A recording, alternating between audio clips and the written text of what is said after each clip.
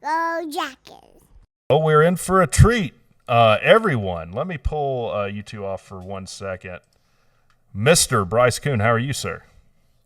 Doing good, man. How you doing? I just sorry, it took me a second to get set up here for a little bit, but yeah, no. How you doing, man? Good. I hadn't been on a show with you in a minute. I think it's been about a month or maybe more than that. But, I know. You texted me, and you're gonna think this guy hates me.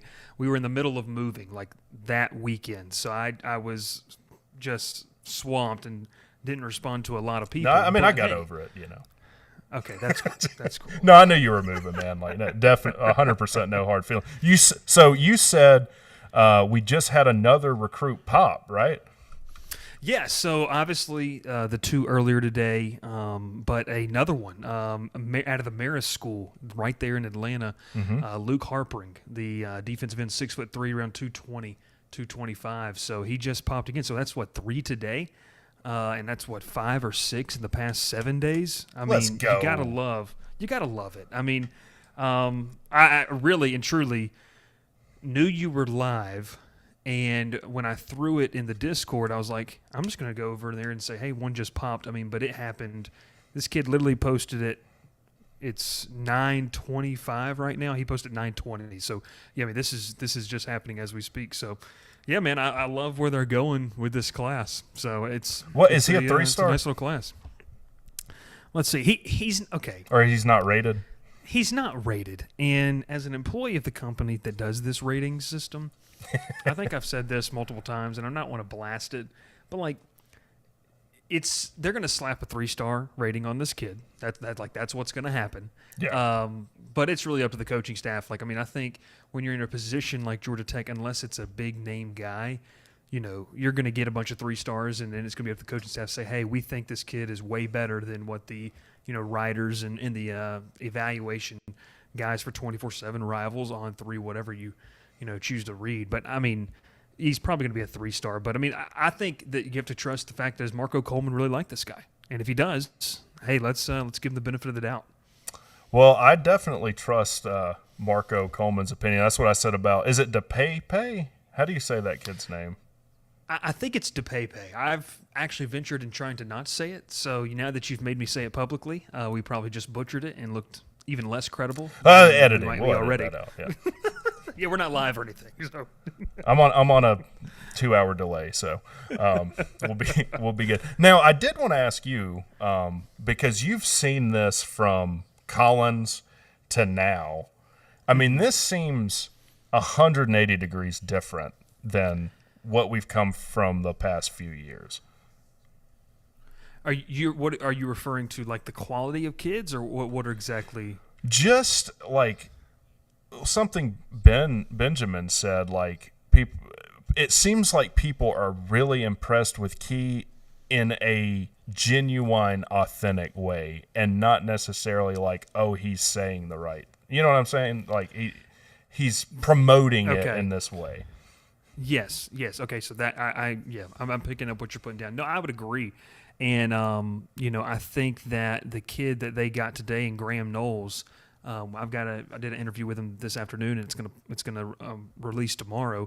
If you watch that, you'll tell. I mean, he talks about Key. He talks about the relationship, and some of these kids, when you do the written interviews with them, you really can't get them to go in depth. But I think when you do the video, it's cool because more often than not, they're just going to be candid, and you tell them, hey, say whatever you want. We can edit it later. But he just said, he's passionate. Like he is very. Which we all know. I mean, he's very passionate. He's very determined. And one of the things that Noel said was he wants to win so bad that he's like you don't really see that a lot. Like it's I guess in days of coaching now you have guys that, let's just take for example, that are really really successful. Not saying they don't want to win, but they have so much of the because I don't want to say guys like Nick Saban, and even at the school I'm at now and covering Brian Kelly. Yeah, that they don't want to win. They've done it for so long. It's like a CEO type role. It's like you have some people delegated, and it's like Key's eventually going to have to delegate things. He's eventually going to have to build the program up, but it's kind of like just taking over a program that really has not been used to winning. I don't think that's a shot at all. I mean, the record speaks for itself. But when you so he walks into a situation where he just wants to win, and it's just I think it's on display for the kids. And like you said, it's not just a bunch of talk, and I think that's what. Obviously, I mean, I watched your video you did the other day, which was absolutely hilarious. Absolutely hilarious. I think the closest thing I ever got to saying is that his pants were too tight. I couldn't say anymore because I actually had to face the guy in certain situations. Yeah. I didn't want to. You couldn't trash him and then be like, "Oh, hey, let's go to Yeah. Meehan's downtown." Yeah, exactly. Could not do that. But I mean, I think you're exactly right. And Benjamin's doing a great job with the coverage over there. And he hit the nail on the head too. I mean, it's not a lot of talk. It's more of just we're just going to go do this. And even talking with some parents that I've stayed close with have kids on the roster, and they've just said, it's just the kids are just excited. Like they're just excited to get back to playing football. And I think that was just lost in all of that. And how I'm excited to talk about more stuff, after this season because I think it has a chance to be a really fun season. Oh, for sure. Yeah. I mean, obviously Slim thinks that I'm high, and I will take a drug test the next stream. I'm totally okay with that. Live on stream? Well, there's a lot of stream, double entendres going on, but I mean, I got to think that through. I got to talk with the WreckTalk lawyers on that I have on retainer, but yeah, we'll see. But no, look, obviously, I'm a tech homer. I'm going to say probably things that people think are crazy. All I know is I don't see us being worse than last year. It feels like I don't even think that's arguable. Tech is better right now than they were at this point last year. That is clear to me. I mean, by the way, have you got to talk with Tim McFarland or the Stewart guy? We've brought in these guys with pretty significant Georgia high school ties, and that seems to be paying dividends for us. To so me. I have I've got a mutual friend with McFarland, and he's a high school coach in Georgia. And I just I haven't spoken to McFarland, but I said, hey, I asked the mutual friend who's a high school head coach in Georgia of a really good program, and just said, what's your thought on that? He said it's a great idea. He said to bring in guys like that with the built-in connections, I think keeps guys like this harping, in the mix, because whether these coaches coach these kids, look, football is year-round now, 7-on-7 camps, different types of things these kids could do. So the relationships don't just stop from August to November or whenever your season ends. If you get to, I guess, what is it, Georgia State Stadium or Mercedes or wherever the state title game is now. So, all that to say is I think it's a really good idea. And from talking with this certain coach, he's been approached by another in-state program, a lot smaller, FCS school, about this. And I'll just say it was Mercer, not Kennesaw State for the Tech fans. And just about what it would look like to have got that kind of role. And I think it's something we're going to start to see more, expanded upon. And I think Tech – this is breaking news now. This is crazy. But Tech actually might have gotten out in front of some stuff in the college football world, in my opinion, with this, which I think is really cool, bringing in guys in-state that have those relationships. You still got a guy like Kenyatta Watson on staff who's just an ace recruiter in his ability to make those connections. Kenyatta Watson. Combine that. Yeah, Kenyatta Watson's – so not Kenyatta Watson's dad, the player's dad. He's on staff at Georgia Tech. That's interesting. So, so he came from Florida State last year. And so you have him. He was a liaison for Grayson. And now he's at Tech, and then you have all these other high school coaches. It's a cool role, and I think, like I said, it's going to be something you see pushed across maybe not the Alabamas, the Georgias of the world, because their recruiting staff is they just do what they do. But like a Georgia Tech, it's a perfect idea, and I think it's a great idea for them.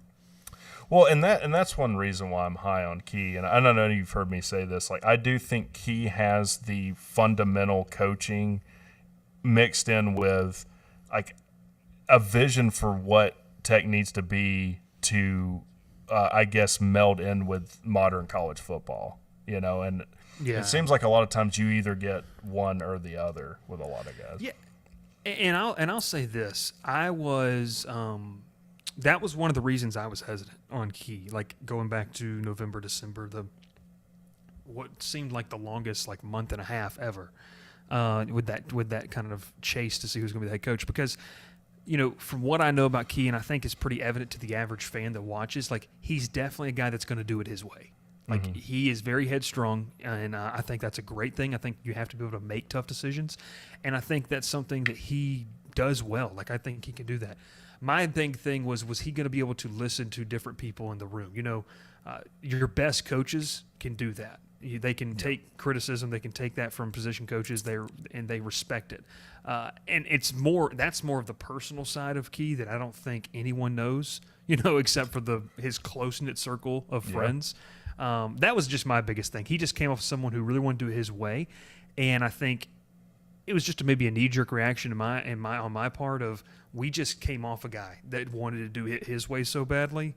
And even though they're vastly different, either end of the spectrum you go, if you go too far to it, it can be a bad thing. And so that was just my biggest thing. But like you said, I've been impressed with every move he's made and what he's done since he got hired. I think he's setting it up to not only be good in 2023, but really with an eye to the future.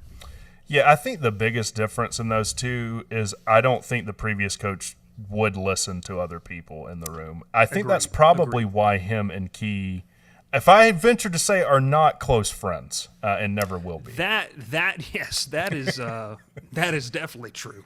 They are not. They're not close friends. They're not going to go play golf. That's for sure. No. Together. But anyway, with that being said, how is the move? You're in Louisiana now, I guess? Dude, it's so hot. I don't know what it's like back in Georgia right now. It has been like the lowest temperature we've had so far.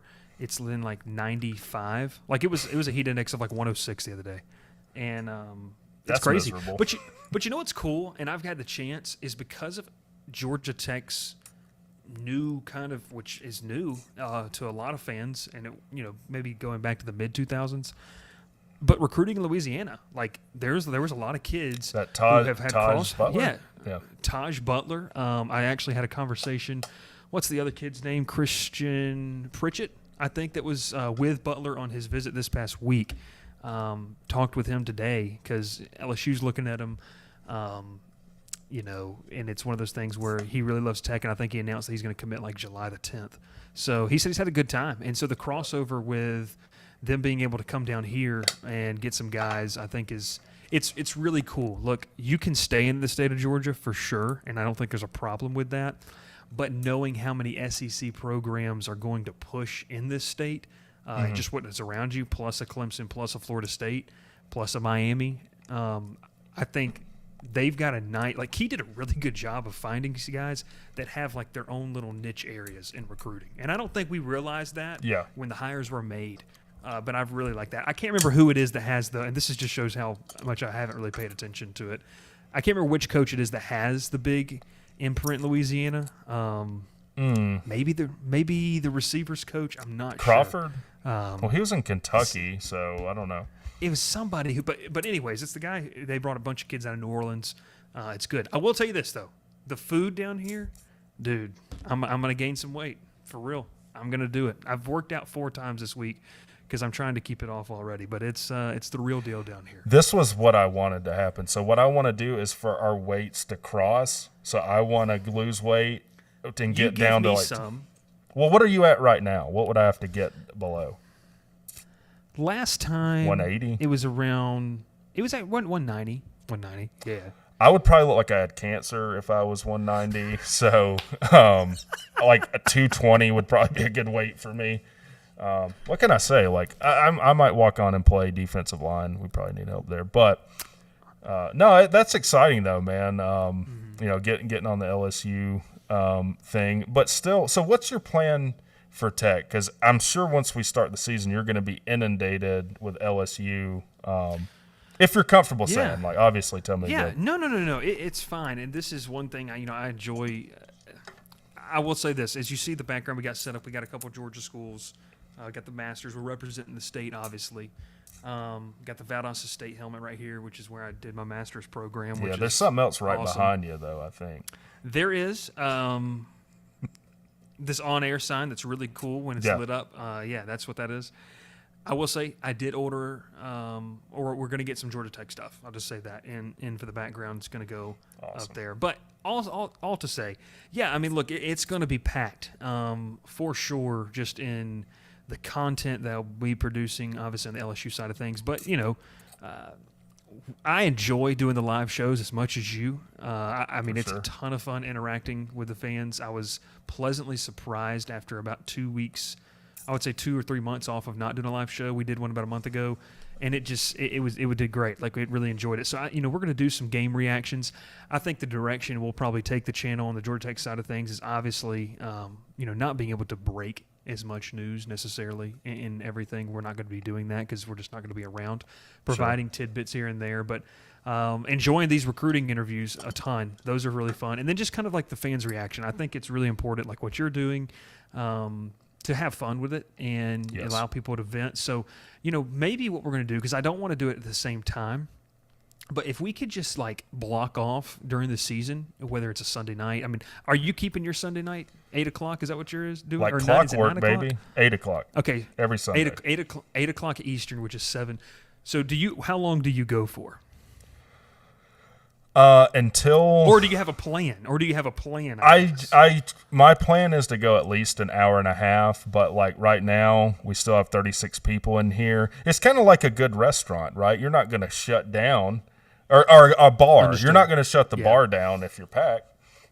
No, agreed. So I think that if we can find a nice sweet spot where we just start to transition people from WreckTalk over to Swarm Talk, and all they got to do is change the first name of what they're watching. I mean, it's really that easy, guys. It's not that the first word of the 2-letter name or the 2-word name.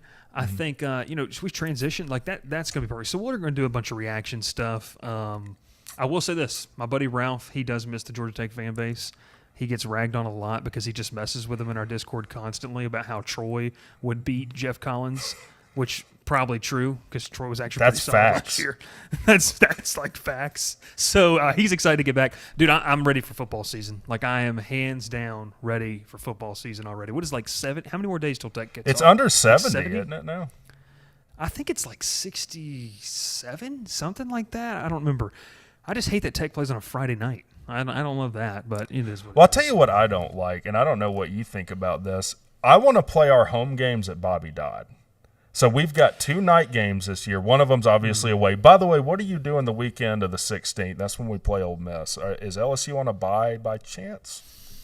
Let's see. Because I will be in Oxford, Mississippi. So the problem is that Oxford is not close. So that's that. No, I'm just kidding. So okay, LSU is going to. We're going to Starkville to play Mississippi State. So we'll see. You know what? We'll see. Yeah, I get that answer a lot when I was growing up. I don't know. We'll see. Can we go to Six Flags? We'll see. We'll talk about it later. We'll see. We'll talk about it later. Yeah. You got Six Flags money, son? No. Okay. I actually just bought season passes to Whitewater and Six Flags. I mean, we're at Georgia Tech. Is Whitewater still a thing? Is Whitewater still a thing for real? What do you mean? Is it still a thing? Yeah. I just dropped my kid off with her mom there earlier today. I'm pretty sure Did not know that. Well, at least you hope it is. I'm pretty sure that was Whitewater I dropped my kid off at. It was either that or just a really wet place. I don't know. Just a really watery area with tubular structures bent. And I'm going to throw up. Yeah, I'm going to throw up. For what? Oh, yeah. I didn't just say anything. You didn't say anything. You're good. But no, all that to say is, I going back to the playing home games. I mean, is there a financial incentive for us? Like, are we getting paid by like? Well, how much longer is this deal? The mayhem at Mercedes. That was a deal that was struck under Collins. Like, how much longer is the contract with Mercedes-Benz? I think that's something that makes sense. Have to go back and look at. And I'll search it right here as we are. Yeah, because I'm not sure. Like, if there's not a major financial incentive, I don't really know why we would do that. Okay, so here we go. So I got it right here. Georgia Tech have entered a partnership with Mercedes-Benz Stadium, or AMB Sports Entertainment, that they're going to play an annual home game at Mercedes-Benz from 2020 to 2024. So obviously played Notre Dame in 2020, which I guess that game got nixed. I don't even remember that. I'm pretty sure they did. 21, I don't remember who they played in 21 there. Who was that?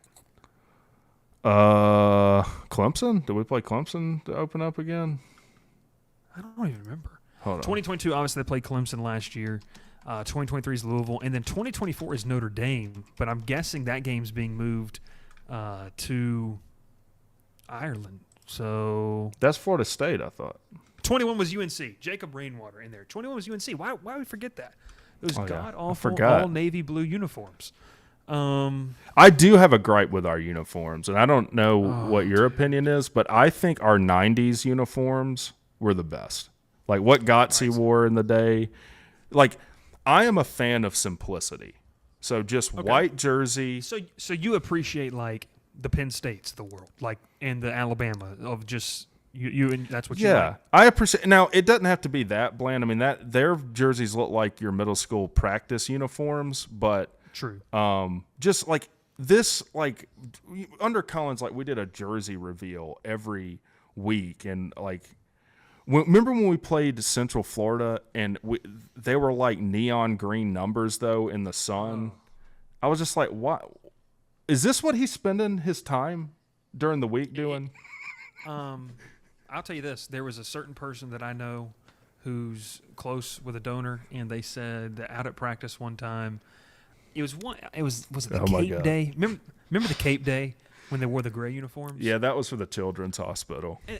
And look, so I'm not going against Children's Hospital here, but I remember he said they were wearing, I guess it was the gray, was it gray helmets or it was some type of helmet that was different than the gold.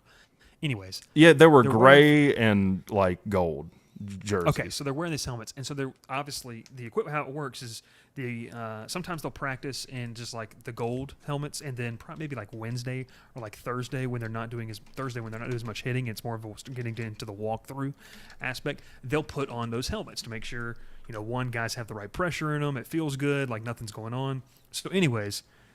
I had a conversation with someone that said it's like this is when we knew like this guy's a little off in this sense. He ran over during practice. Okay, so imagine you take, I don't know if your kid plays soccer and your kid just runs over during the middle of the game. I mean, look, she could be a star. But I do have her playing middle school sports right now, so yes. Okay, cool. Yeah, little baby Gronk. I do enjoy that. Do you DM people for the interviews as well? That's good stuff. I do jersey reveals with her. Sorry, go ahead. There you go. Yeah, I've hired an editor. Collins runs over to said donor and says, in so many words, look at these helmets. Like, have you seen these helmets? They're so cool. And is talking to like 3 or 4 people, and they're like, don't you need to like get back to practice? So I don't even remember who they played that. I don't even remember who they played that day. But it's just that's just like one of so many things. I think we got drugged. I think it was Central Florida. Maybe we played. I don't know. Okay, so I'm looking at the 1990s jersey. So that navy with kind of the block college white outlined in gold. That's sick.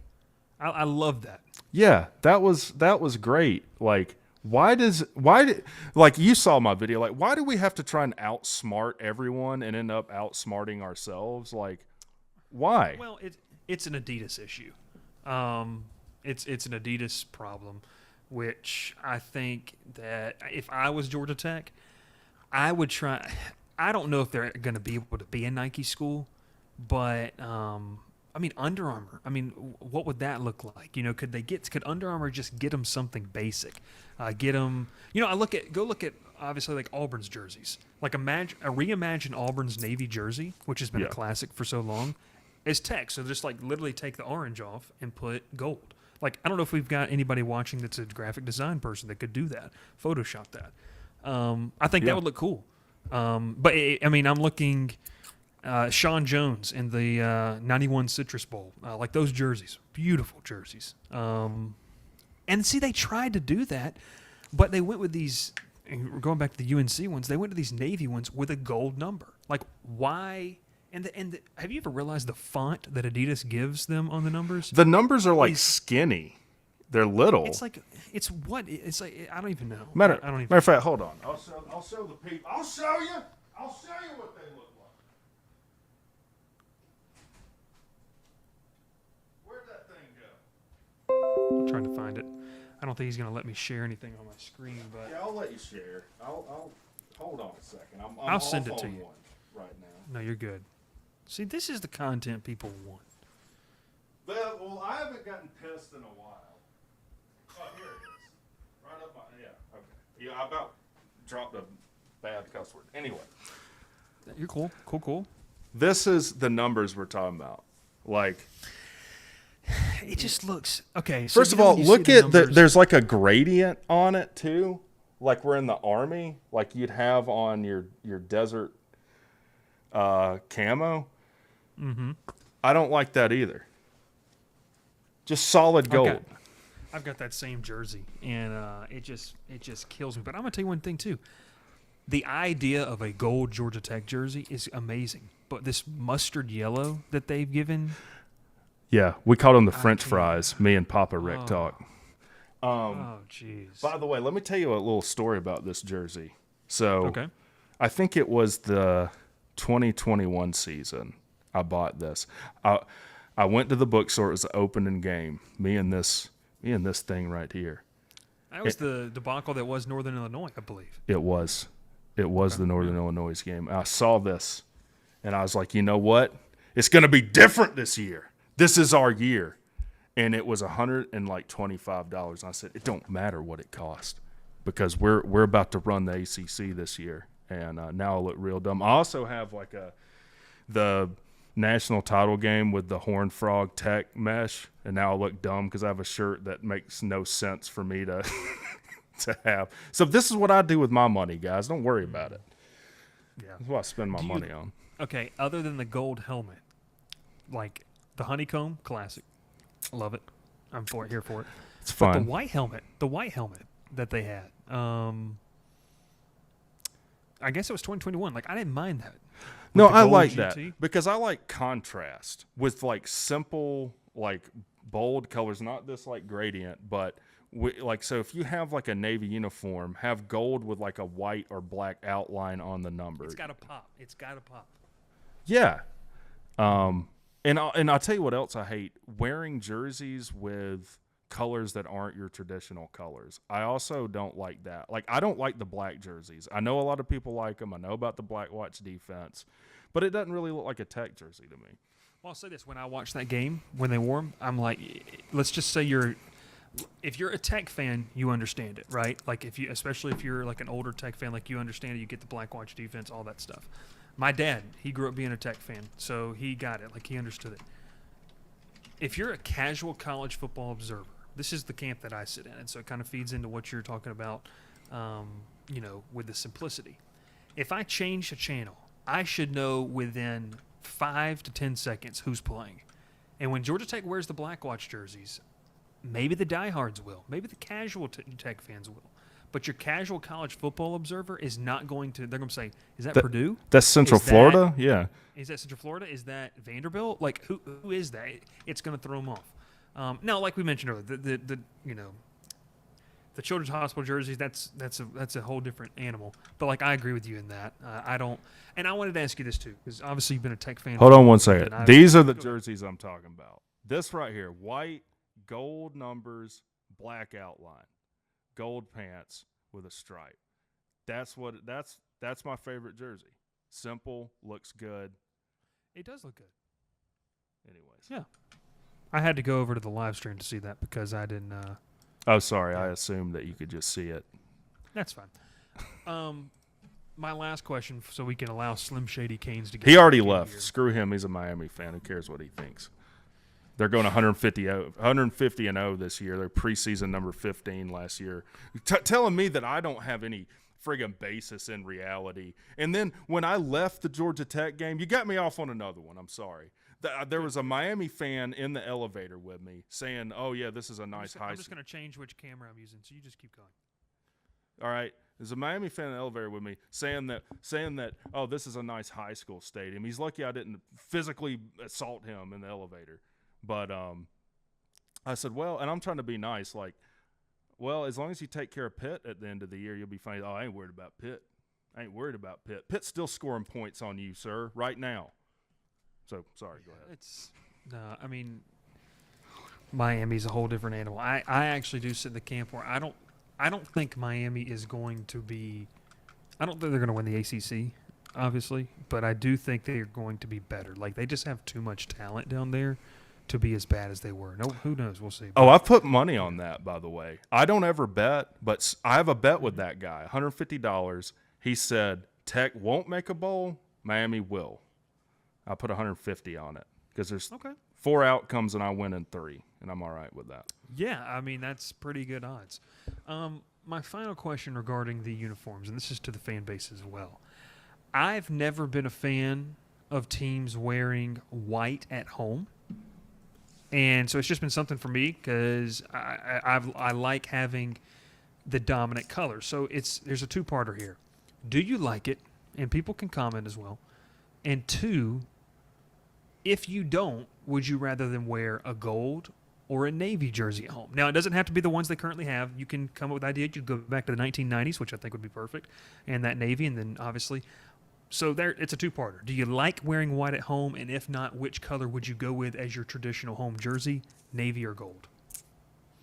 That's a good question because a lot of teams don't wear white at home. So if you're wearing a dark color on the road, it can kind of look clashy with the other team's jersey. Wait, Rick, I just noticed why the sunglasses inside. Yeah, so I don't look like an idiot. Look, I got 3 screens, so if you see, I look like I'm in REM sleep unless I have, or I'm on meth. Who dat? Or he's hearing voices. Yeah, they're in the trees or something. It's like Catherine Hepburn, get out of here. Yeah, I just think that's it's just something I thought of. Like, I don't know, I don't love wearing white jerseys. I love it. I love it. It's teaches on. It really is a personal thing. For me, it's gold though. For me, it's okay. Like if you could get a good gold. Yeah, don't like. I mean, look at a hex color palette and make some sense of it. It needs to be a lighter gold, not yellow, not like a dark. It's like that. What we wore even under Paul Johnson. I called them the French fry jerseys. They were like this dark, you're right, mustard yellow, and I did not like it. Okay, so here's one. What about the I know that I'm down here in this area now, but like the Saints gold. How comparable is that? Let me pull that up. That would be something interesting to look at. I don't think they actually have like a gold uniform. But I think I just think they got to get it right. You got to get it right. Oh, you're wrong. They do have a gold uniform. Is it? I think it might have been one of the Color Rush ones. Now that you say that, let's see if I can get it. Let me go to this screen. Go over this one right here. That's pretty comparable to me. It's a lighter gold than we've ever worn, I think, but I like it. Now, we'll say this. Look at the helmet. The helmet and the jersey are different shades. Yeah, that doesn't look good to me. But see, if you wore, let's take those. If you wore a gold with, what do you want to do? White number outlined in navy, and you went white helmet, white pants, like gold, like white, gold, white. I think that's a really good combination. Not under the current jerseys. I've been wanting to buy a jersey. I can't get myself to buy one because I can't. 1, I don't know when they're going to change again. 2, I just haven't fallen in love with one particularly yet. They're hard to find. I was looking for some of the vintage jerseys, and they're not easy to come by. Anything Georgia Tech collectibles is not easy to come by. Now, I will tell you, I was with Sea-Dog, and we were contacted by someone. Or he was. I say we. I'm riding his coattail. But he was contacted with a certain jersey. I won't give it away. That's about the only way I know of you're going to come across some of it, especially like signed stuff. Yeah. I don't know, man. It's interesting. And then I think when you go back to like the Buzz logo, like that was yellow. That's straight up yellow. Yeah, we got a lot of different. We need to sort this out. We need like a staff member assigned to can you unscrew this for us? Well, you know what I think needs to happen, and I'm not saying it just because I'm wearing the shirt. Like the guy who designs these for Section 103, like he needs to do that because he has knocked the ball out on the gold, in my opinion. Like I love Yeah. like the gold, and I've got it in there, but the gold basketball shirt. Can't remember which one it is for some reason, but anyways, it's a good color. It's not like this, okay? It's not this, the Masters flag. I've got my media pass here. Let's do this. I'm gonna pull this up and see if you can see it. This is the gold the school recognizes, okay? So right here, Yeah. like that's not That's metallic not- gold. that's metallic. Yeah, that's not the same thing. I don't. Well, that's what they call it. Like if you look, I'm sure you've looked at like the color hex values. Yes. They call it metallic. And I think there's a yellow that they use, and then there's I like how they list white, just FFFFFFFF. Yeah, like some. Yeah. Ridiculous. Yeah. Are y'all using off-white? I didn't know. Yeah, that's You froze on well, me. that's all I. Oh my bad. No, That's you're all good. I got. That's all you got. Well, man, I definitely appreciate you coming on. If you're ever back in Atlanta, and I'm sure you will be, speaking of Tiger Cat, she's an LSU fan. You'll probably be in Atlanta. This is what I would love. This is what I think should happen. Georgia loses to Tennessee. That's their last, I think, game of the regular season. Mm-hmm. No, aside from us. They lose to Tennessee. They lose to us. And then they lose in the SEC title game. They probably could still get in the SEC title game with that. And I would do a 48-hour live stream of straight trash talk, and it would be marvelous. And I know Sea-Dog would too. Sea-Dog hates Georgia even more than I do. I'm kind of moderate on my hate for Georgia because I grew up near there. But it is rough. being a I mean, Tech at this fan. point, everyone knows how I feel about Georgia. So I mean, it's just or they think they do at least.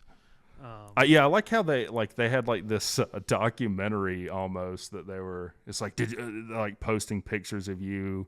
A little creepy.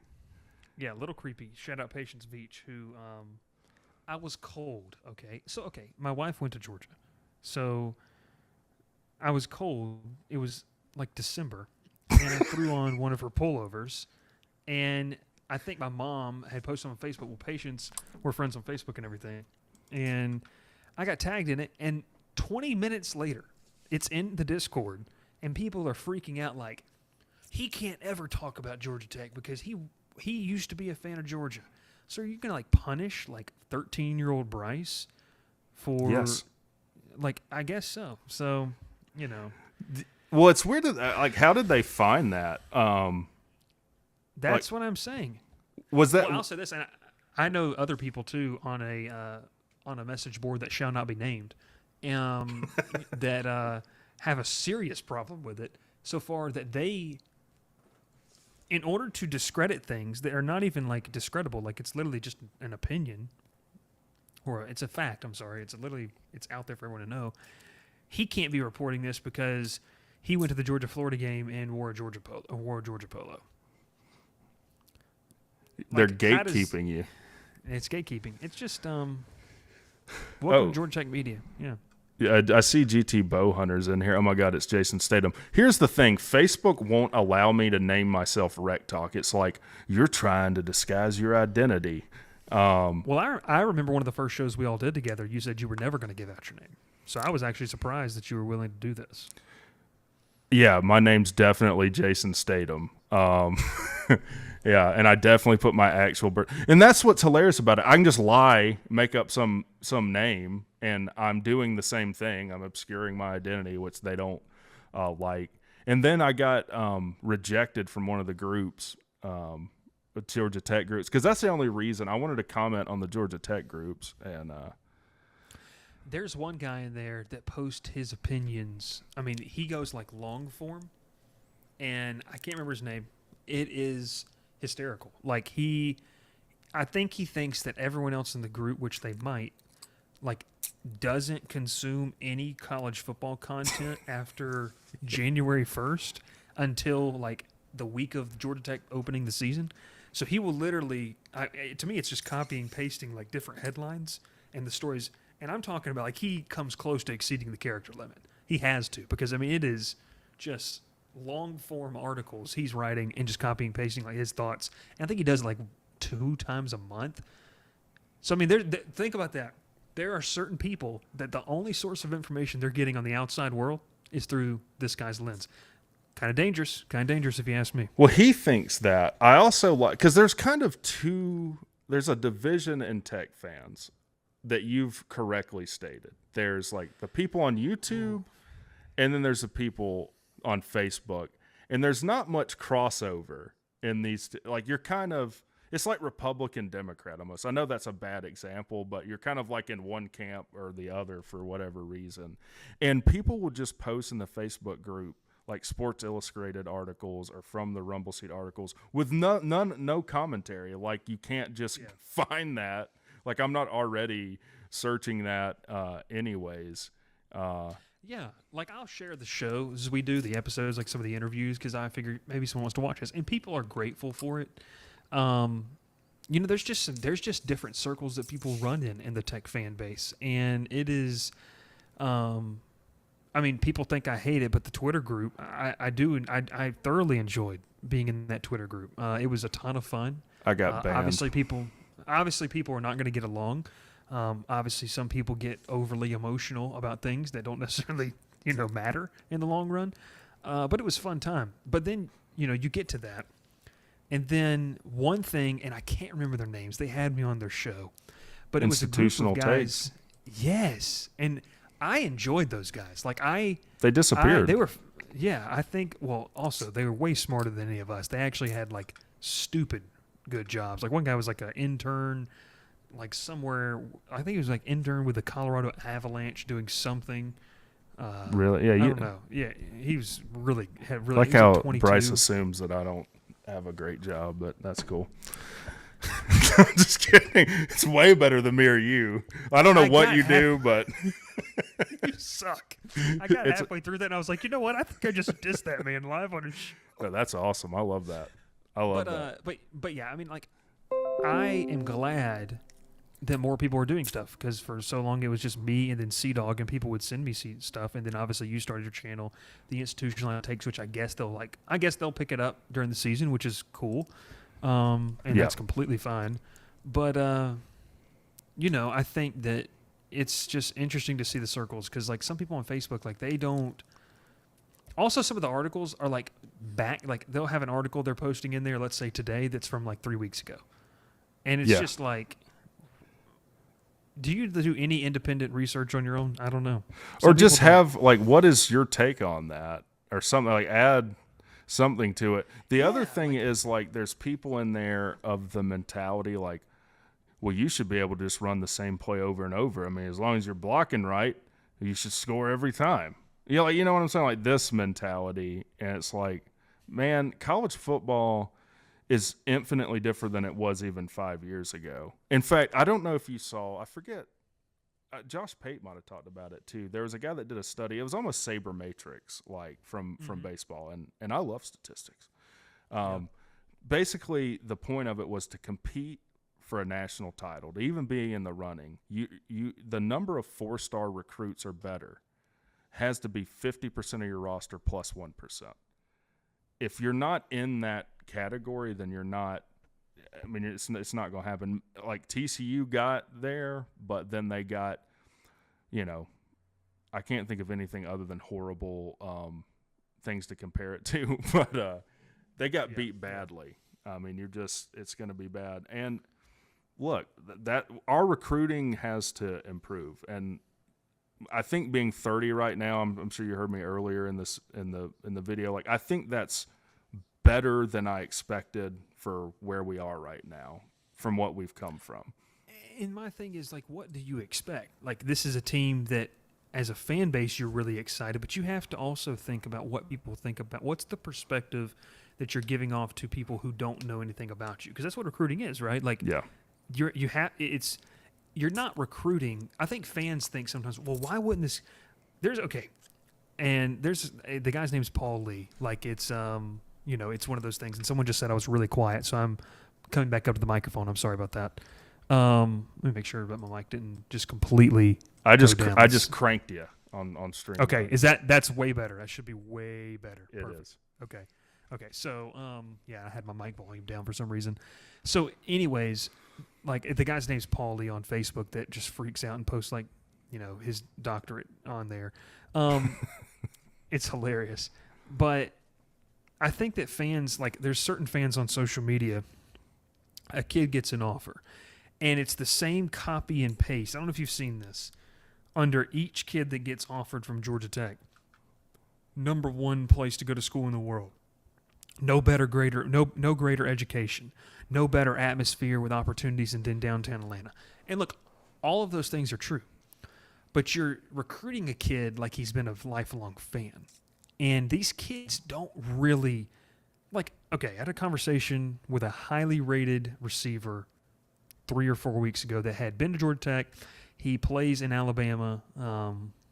And he just said, what do you think? Because you covered them for 4 years. I said, look, I think it's a program that's going to take it's going to need 1 or 2 kids like yourself to commit there that opens the floodgates. And he said, yeah. He said, but the thing is, man, nobody knows, like, what they're about. And see, fans, that was the whole premise of my show, trying to explain to people all last year, was the people who were like, well, Georgia, take this. Folks, 1990, just like the jokes that you made to Georgia fans, that was a long time ago. Like, kids nowadays have not really grown up in an era where Georgia Tech has been at the top of college football. Yes, you had the Orange Bowl year, but let's think about it's 2023. If a kid's 18 years old, that means he was born in 2005, okay? That means the Orange Bowl year was what year? Please correct me. 2014, so there were 9. So there were 9. How many things do you remember that you were 9 years old? Like, not many. That's the logistical things that I don't think people understand when it comes to recruiting. Who won the ACC, in just some random year when you were 9? Who won the ACC? I have no idea. I don't know. And so, like, one, fans quick to anger about when people like myself or you say, hey, look, let's pump the brakes. Like, Georgia Tech has to show something. And so, you mentioned the top 30. I think it's a great spot to be in. I think that, like the Kylan Fox kid, I don't think they're getting Kylan Fox. It would be awesome for them to get him. I don't think it's happening. But I'm telling you, and I'm serious, and we talked about it in the interviews I've done with a couple of the commits. If they win this year, and I don't mean win 10 games. Now, if they win 10 games, this fan base is going to literally explode. Brent Key will be coach of the year if we win 10 games next year. Oh, my gosh, yes, yeah. It'll be they'll be comeback team of the year. Man, I don't know if there's an award for, like, the best turnaround, but they would definitely win it. But if I'm telling you, if they go 7-5 and they win a bowl game to get them 8-5, of course you're going to say, man, I wish we could have done this. Folks, that is huge for recruiting. Like, that is massive, because now you've shown these kids that have liked the idea of Tech, the relationships with the coaches are good, but they're just always wondering, can we win there? Okay. And then the first time they develop a big prospect to go to the NFL, that's going to be the next thing. That just unhinges everything. And to me, that's the 2 things they got to do to kind of just take the next step and to get to that spot. And I think another thing that would really help is having a landmark win with those 7. If you could go on the road and beat Ole Miss, or go on the road and beat Clemson, or God forbid shock Georgia at home, if you could do one of those things, that would create a lot of buzz too, because then you've shown you can win with far less talent, and like there's some there's some development that can be had there. Like, man, how did they get that done with what they had? Yeah. And I see the comment GT Bowhunter90 over there, which I'm pretty sure is Jake Mashburn on as well. He brings up the question of Ja, and I think that the 2 reasons why kids will not look at Jahmyr Gibbs and say, wow, look what Tech did for him. The kid is an unreal talent by himself. And then the second part is, for me, is the fact that Tashard Choice isn't here. So nobody on this staff directly had an impact on him like Choice did in molding him into a great running back and obviously a top 15 pick. So that's that. And now I'm just seeing this Tiger Cat, who I guess is literally an LSU fan. Yes. And a Georgia Tech fan? She likes Georgia Tech, yeah. Well, that's amazing. Welcome on. Awesome. Yeah, she's awesome. But by the way, so he brings up Jahmyr Gibbs. What was Jahmyr Gibbs? How many rushing yards did he get in 2021, if you had to guess, at Georgia Tech? Oh, is it under 1,000? It is. I know it is. It's well under 1,000. 467. No, he got 460 in 2020, and then 746. what I'm saying is, like, he didn't have eye-popping stats at Tech that would make you think, man, they really got the most out of him. In fact, Tech's MO at that time was, look at what we did with Jeff Sims, Jahmyr Gibbs, Jordan Mason, like, and we'll see. Like, I don't know what your feel for Sims is. I think he's going to end up being pretty good at Nebraska, though. Dude, I think he's going to be really good. And that's another weird thing with Tech fans is, like, they for some reason hate, like, Jeff Sims was the reason that Tech was bad or something. Dude, that kid, look, it's unclear. There's been so many stories about what happened towards the end of his time at Tech. But say what you want about that kid, he brought genuine excitement. And the people who were on social media and who were just downright nasty to his family, to him on social media after everything, these are the same people who were posting the picture of him handing the ball off to Jahmyr Gibbs that everyone Tech fan had as their background on their phone after the 2020 season. This kid's legit. I mean, I really like him. I think he's a stand-up kid. I think he's going to do well. And the fact of the matter is, and we can talk ad nauseum about anything that you want to, but it's the offensive line's fault. It's the offensive line's fault to me. That's why he never had success. It created a beast in him of having to feel like he played hero ball, which is, to a certain extent, his fault. You can't play like that. But then you could argue, what else is he supposed to do? How about practice? How about development? How about Dave Patnode? Oh, jeez. I mean, that's what he had to work with. And I see, like, and I love you, BC Georgia Tech Jackets. But, like, this is the sentiment that a lot of people have is like, well, he was a quitter. Let me tell you a little something. The reason why I started this channel is because I had premonition that the company I worked for was probably heading for bankruptcy before a lot of other people did. And so I had a lot of free time on my hands. I was getting paid to not do a whole lot. Which the equivalent for that in college football is major staff, head coaching getting fired and a staff getting wiped. To me, that's the equivalent of bankruptcy. Was I a quitter for leaving before I knew that this thing was going to completely go under? I guess so. You're pursuing your best interest. You're keeping your best interest. And Jahmyr Gibbs a quitter? Is he better off for going to Alabama? Yes. If I was Jahmyr Gibbs' dad, I would have told him to do the same thing. And look, I think with Sims, I think he was just over it by the time we got to that point. He was nursing an injury, and it's like, well, I'm probably going to transfer anyways. This is all going to tank, and I don't want to hurt my prospects in the portal by getting murdered in some games that are probably meaningless this season from his perspective. And I don't blame kids for that at all. No, you especially with allowing what you allow now in the portal, you can't, like, I'm not going to tell a fan they can't get mad at it. I just don't agree with it. Because as a person, you can do whatever you want to do. I don't care. But I'm just saying I don't agree with the sentiment of, like, what you just said. I mean, you explained it perfectly in the business sense.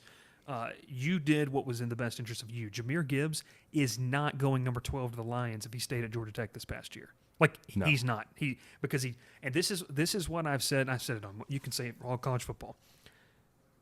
You can't fault a kid for playing on for a bad program. That's just what Georgia Tech was under Jeff Collins. It was a bad program. You can't fault him for trying to better himself. Because one, Gibbs earned the opportunity to go to Alabama.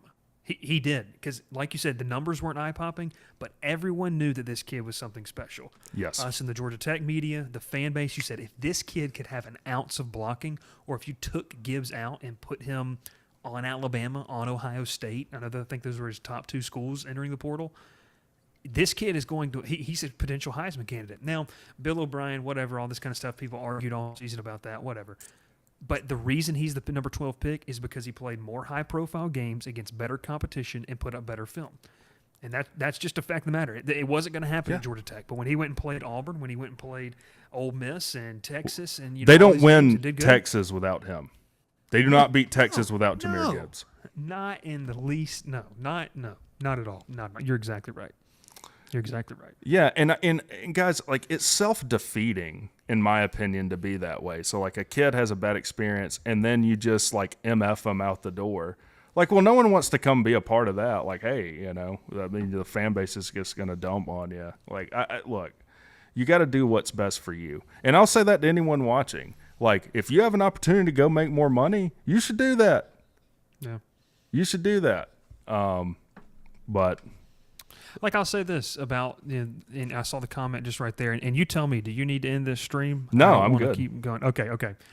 I saw, BC Georgia Tech Jackets, which I think first time ever interacting with them. So awesome. Absolutely love it. I feel like the passion is losing out on college football over NIL. In some cases, but I don't think we can make a general statement about every single kid, because some of these kids really do play because they love the game. You wouldn't be able to fill out a roster, guys, if you just had guys that wanted to play for straight money, because you got to have the guys that are maybe not surefire draft picks, the guys that are just good college football players that may not have a future, that maybe they got a future in whatever career field they choose. So I think that, yes, you're going to have guys that strictly do the money, like the kid that was supposed to go to Florida, Rashada in Arizona State. Like that's crazy. That's nuts.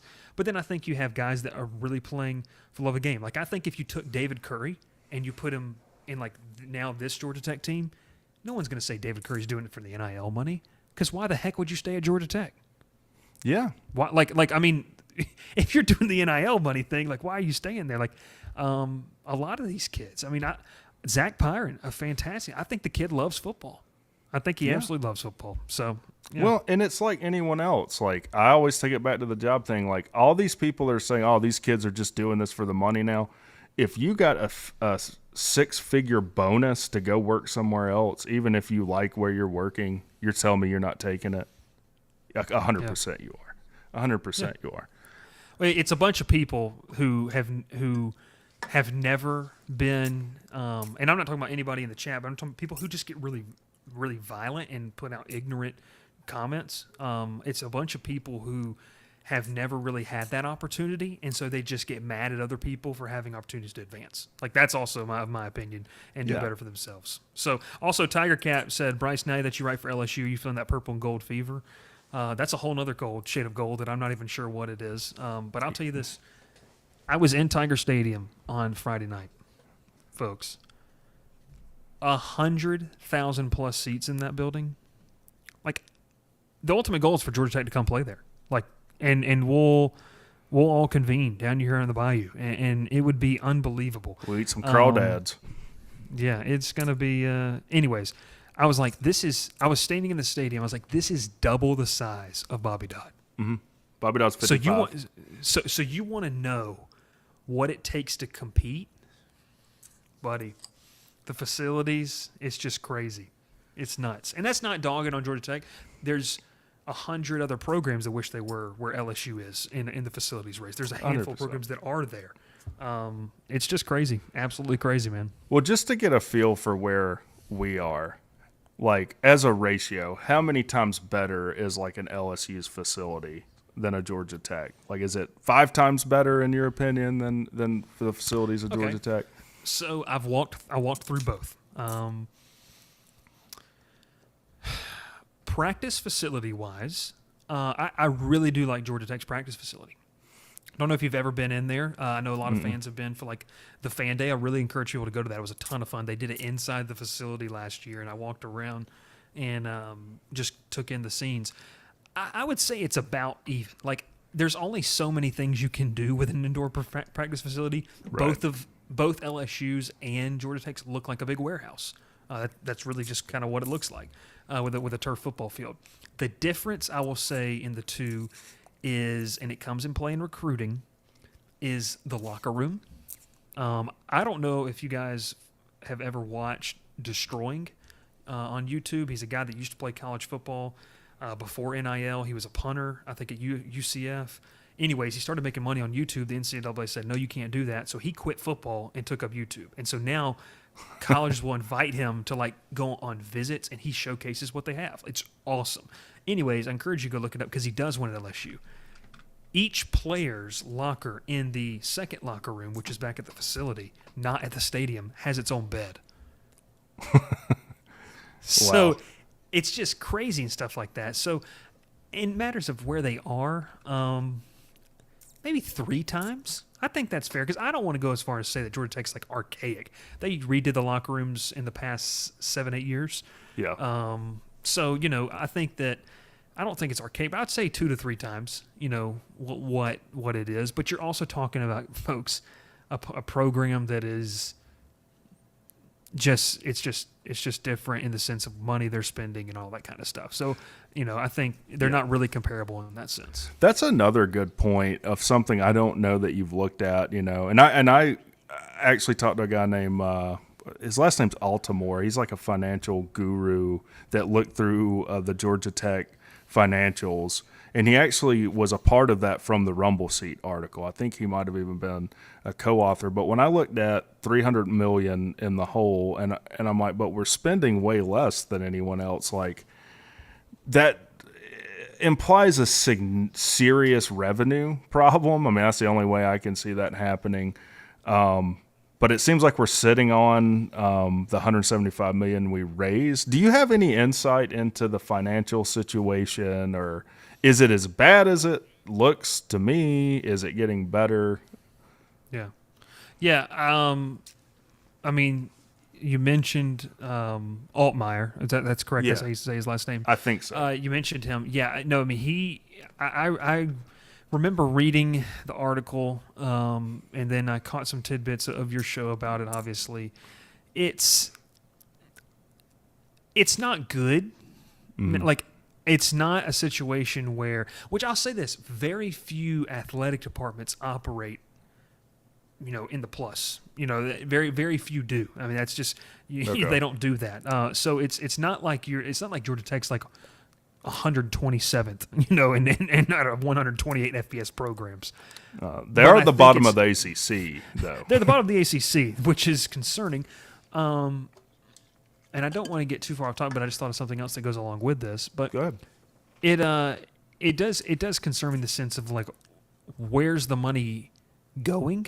Because I don't know I think everyone saw the graphic of the recruiting budget and like Georgia Tech's like 4th in the ACC. Okay, so here's my thing. I can tell you for a fact that certain players that are on the roster that were very much picked up, the phone was picked up, and not on their part, but by others' programs, Power 5 programs, SEC programs to leave, that the NIL dollar is nowhere near it where it needs to be. At Tech. And I was given at Tech. And so if the recruiting, where's this money being spent in recruiting? Because recruiting is now recruiting your own roster to stay and recruiting high school and JUCO and transfer kids as well. And so the best way to describe it was a player in particular who was offered in the range, and this is the analogy I was given, let's say a vice president at a big tech company salary to go to another school. And I said, okay, what is the analogy you give me that it happens at Georgia Tech? No figures were given in this. And they said, think a manager, like a high-level manager at like a Chick-fil-A. We're talking orders of magnitude different then. And so it's just and that feeds into, and I'm not trying to go all the way around, but it feeds into what you're talking about, this deficit. So I don't understand what you're talking about. Like, if you're talking about this is how much we're in debt, but we're also 4th in spending in the ACC, like, where's that money going? And so I think they are having to pay off a lot of the debt. I'm not as familiar because it was before me covering them, the upgrades done to Bobby Dodd that put them behind the 8 ball a lot. Some of it's from 95 we're still paying off. Okay. Which has to be the north end zone being built up. We're still paying on that. 14% of and this is the killer to me, just from financial knowledge. 14% of our athletic budget is paying off interest, which has to be one of the worst in college football, if I had to guess. I mean, that's pretty significant. Yeah, I would say so. And so I hate that. And Tiger Cat, yes, you definitely can. Just reach out to WreckTalk, and he can connect us for sure. But I just think that with where Tech is and wants to go, I don't even know where you begin. Like, if those figures are real, like, what do you do? Like, what? Like, where do you, it's like one of those things, and this is a real thing. Like when people are really bad in debt, like you look around and say, I don't even know where to start. Like I don't even know where do you even start? Like you got to start somewhere, but it's nuts, man. But it's not even a straight analogy because like generally, what would people in bad debt do? You'd really pull back spending to the bare minimum. Well, you can't do that. You can't do that. Yeah.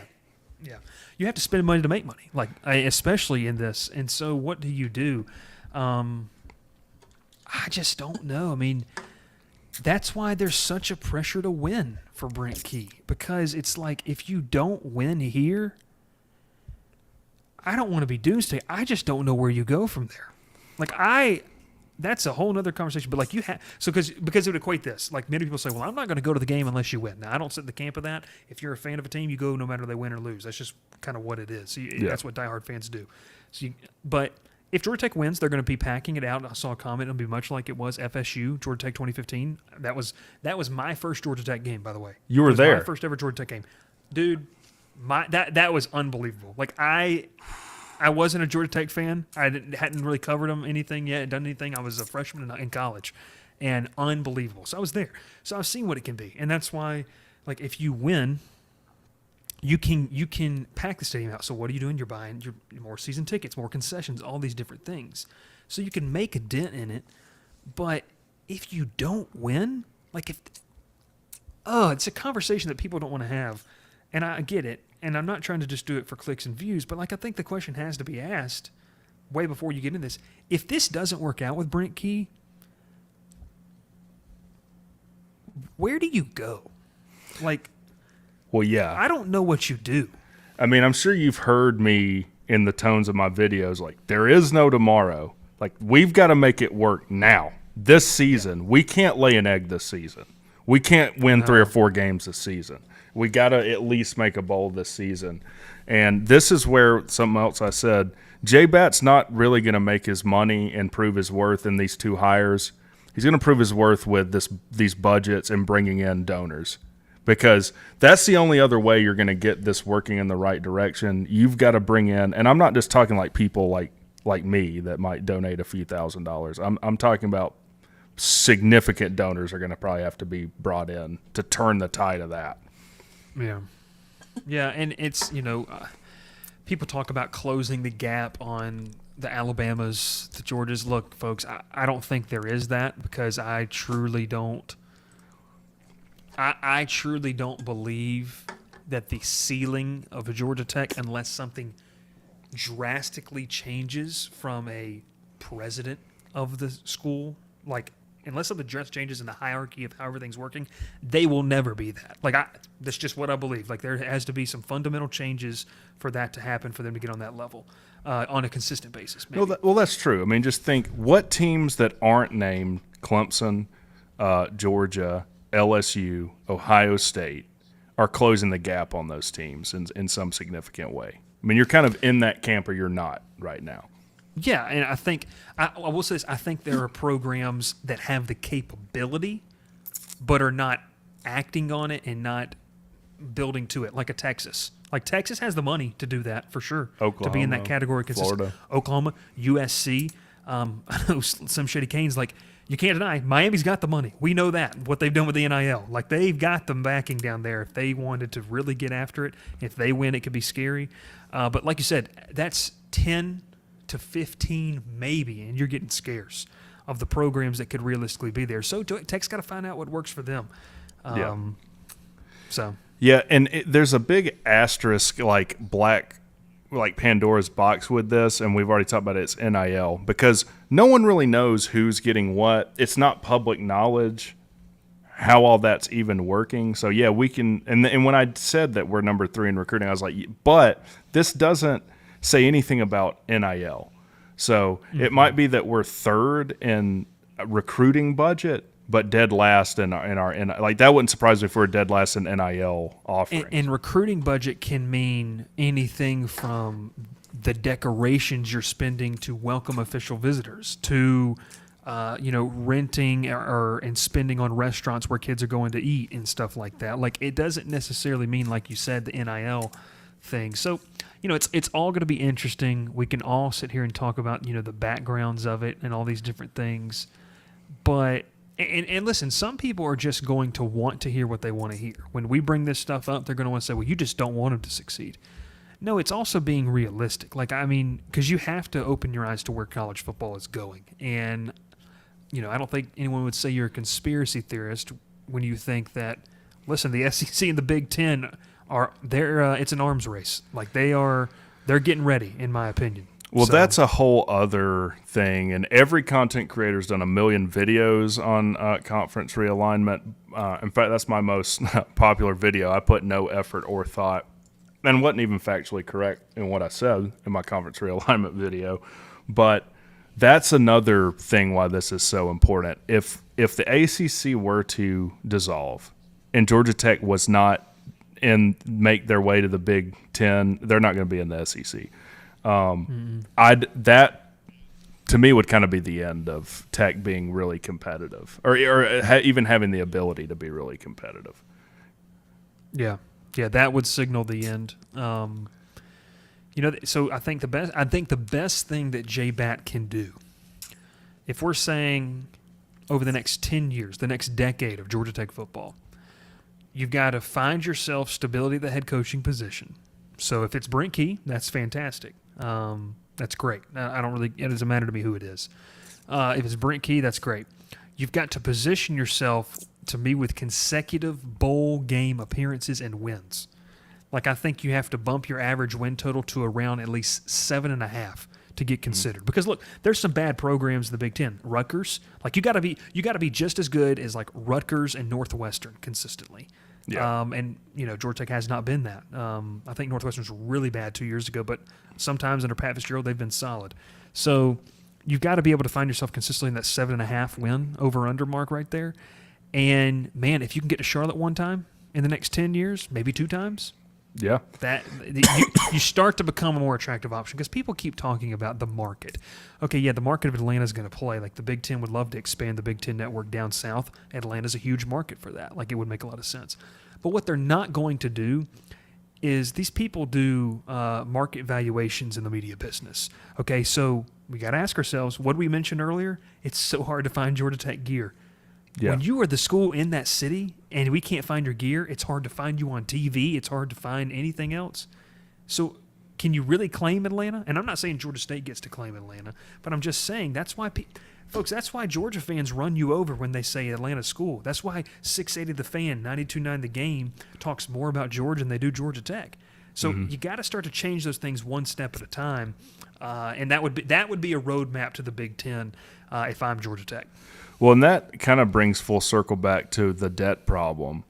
What that also tells me is we're not selling a lot of merchandise and not a lot of people are wanting to watch us on TV, because that would bring in more money. But I tell you what, let's pivot and end on this because I think this is a great question. I definitely have a strong opinion on it. He said, what do you think about the new college football games coming out next summer, I believe? And I'll tell you what I think. And this is going to be sad if it happens this way. I wouldn't get super hyped about it. It would not surprise me if franchise mode is disappointing and there's a major focus on Madden Ultimate Team college equivalent. If that happens, people are going to fall back to college football revamped, and I think EA will legally go after the creators of revamped if people fall back on it to force people to buy the new game. But I hope it's great, and it'll be better than nothing. But what do you think, Bryce?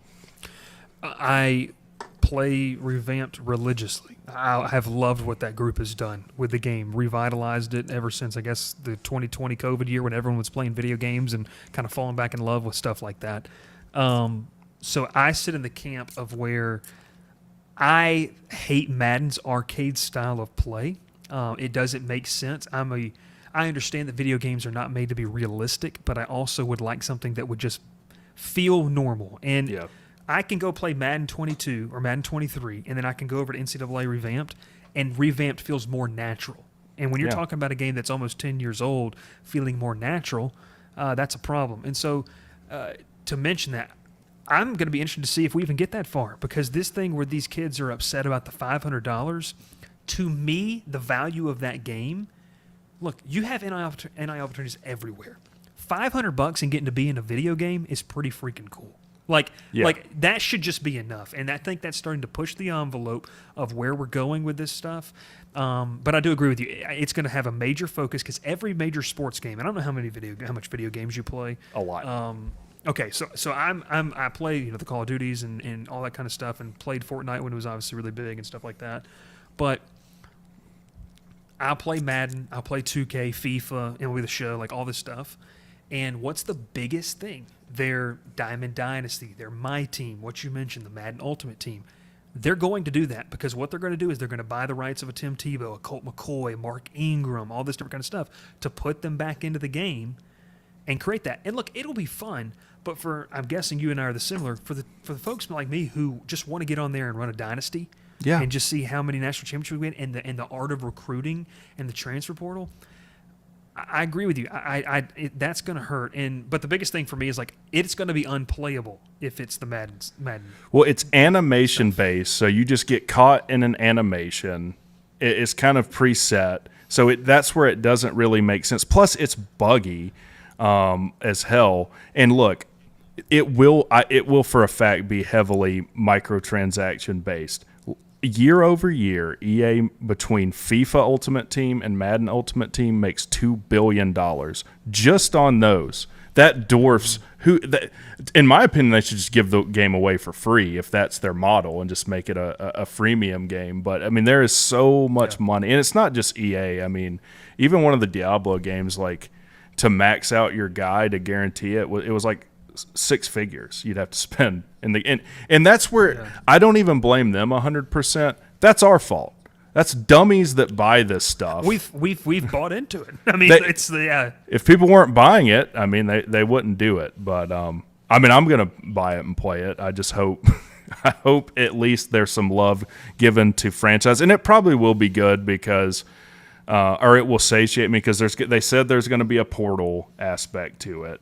And my thing is, like, I like to start as an OC of, like, Buffalo or something and then work my way up. Like, that's the stuff. I just hope if we fall back on revamp, they don't go full Nintendo and start, sending cease and desist letters over it. But it wouldn't surprise me. True. Well, awesome. Well, Bryce, I appreciate you coming on, man. This was a fantastic stream. You're the man. Awesome. Anytime, man. I really appreciate it and enjoy the conversation as always. And that message to all the people watching, absolutely love it. And I forgot who it was, Tiger Cat.